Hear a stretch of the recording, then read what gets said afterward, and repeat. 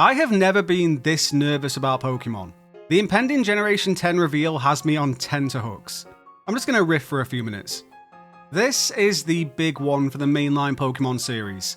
And of all the games that have come out recently, it feels like this is the one that has to go smoothly.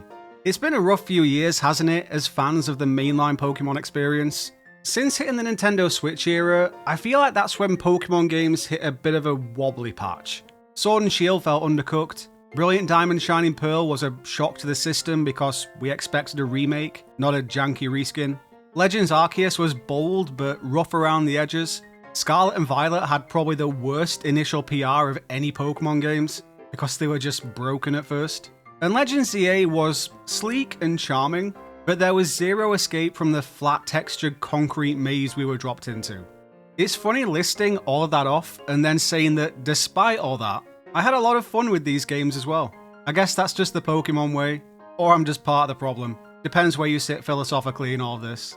Generation 10 though, just feels different. I feel like if Gen 10 hits road bumps the same size as the last few games have, this series could lose a lot of people.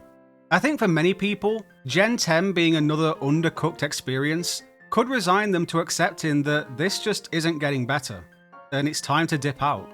I dread to think of the people who have only experienced the Switch games and just unfortunately know Pokemon as the franchise that has these constant hiccups. I like to stay optimistic. I think that was maybe an overwhelm that happened when the Switch era hit. It was an overwhelm that should not have happened, but nevertheless it did. But I'm optimistic that the Switch 2 era is going to be miles better than the Switch 1 era. I don't think we'll get a Scarlet Violet situation again. I think the lesson learned there was brutal enough for Game Freak.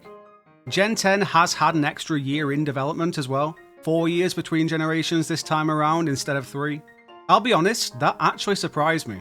It was one of those things that a lot of us fans were pushing for. You know, just take an extra year, take the time to put the polish and sparkle on this next entry. But also, I am wondering if that was the true reason that they've taken an extra year. Or if the real reason was that they saw the marketing opportunity if they lined it up with the 30th anniversary of the franchise. That just falls in really nicely, doesn't it? It'll be interesting to see if we get another 4-year interval between Generation 10 and Generation 11, or if the mainline machine will slide back into a 3-year cycle again. One reason, actually, that I didn't think they would take an extra year was the announcement of Pokémon Works a little while back. It was clear that they had a time versus resources problem with the development of the games, so Pokémon either needed more time or more resources pumping into that process. And to me, it looked like they were going down the route of more resources, in propping up Pokémon Works, and outsourcing a lot of the work with remakes and Legends titles over in that direction. I actually remember saying to a friend when that happened, "Oh, Pokemon aren't slowing down at all, are they? If anything, it's going to speed up. We're going to end up seeing 2 games a year now instead of 1. Back in 2024, an alarming number of us went into that Pokemon Day Presents, expecting both a Univert and a Johto game to not only be announced, but released within those next 12 months afterwards.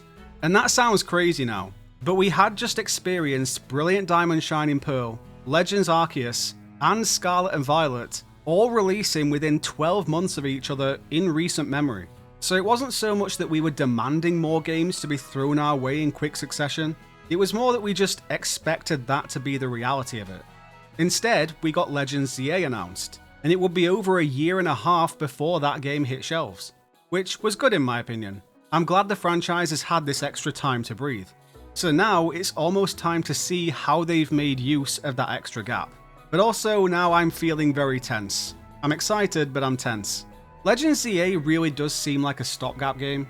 The last game to have a Switch 1 release, so I think they were intentionally conservative with this entry. But they did a good job at marketing it as a bigger, wider experience than it actually was. Mega Evolution carried it massively as well. It made up for a lot of the lack of exploration in there. The more I think about it, the smarter and smarter Legends ZA seems as a release. But now, the spotlight is firmly on the next flagship games. There is no valid explanation if this goes badly. Generation 10 is the release that has to prove that the lessons from the entire Switch 1 era have actually been learned and applied. Not just acknowledged in interviews or patched after launch, they actually have to be built into the DNA of the games from day one. Because if we're honest, the biggest frustration coming from the last few years hasn't been that the ideas were bad. Quite the opposite, really. The wild area in Pokemon Sword and Shield was a brilliant idea. The open catching and research loop in Pokemon Legends Arceus was a brilliant idea. The fully open region of Scarlet and Violet was a brilliant idea. The city-focused experiment of Pokemon Legends ZA was a decent idea. The problem wasn't the imagination, it's been the execution. And Gen 10 is where execution finally has to catch up to ambition. Otherwise, I fear a dangerous shift is going to happen. And that's a shift from anger to apathy. Angry fans still care. Apathetic fans will just sort of quietly stop playing the games. If the very first gameplay trailer shows a smooth, clean, confident world running at a stable frame rate, that alone will calm so many nerves instantly. Then it needs to be a bit more intentional in its world design. One of the strangest side effects of the whole open world shift in Pokemon Scarlet and Violet was that the region felt less memorable than ever before. Not because it was open world, but because it lacked the density and intentionality. Is that a word? It's actually something I've noticed playing through Alola again recently. Everything's so dense and packed in those games, in that every single nook and cranny of the region feels strategically placed. Paldea felt like a big open field with a bunch of things dropped in. So yeah, Gen 10 needs to marry those concepts. Freedom of exploration, but with the intentional design of classic towns and routes. I want to remember the places by their names, not just that desert bit or that rocky area. Think about how instantly recognizable locations like Chargestone Cave or Glimwood Tangle are. That's where Pokemon design is at its best. I also think Gen 10 needs to sort out game progression. Open world Pokemon is a fantastic concept, but a completely unguided open world Pokemon, that's where things got messy.